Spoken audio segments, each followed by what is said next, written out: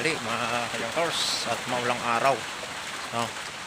At ito po ang aking yan, umuulan, no? Ito po ang aking ginagawa ngayon, yan. Kinakamanda ko ito mga ayan, jealousy.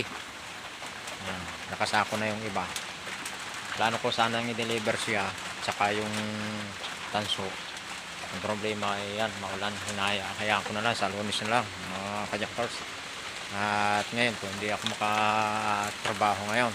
Kami ng aking kasama gawa ng ayan, tulad yan, maulan. Ayan, kita nyo yan.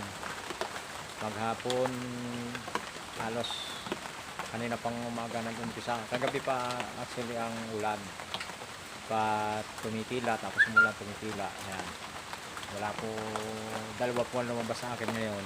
Yung isa nakauwi na, awa naman ng Diyos, nakabisyo ng bakal.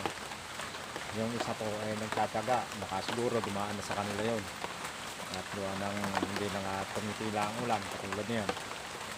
Ay ako naman medyo pahinga na ng gawa at wala namang gagawin, gawa nang hindi makatrabaho sa labas. Ayan, yan ang ulan. Madilim talaga ang panahon.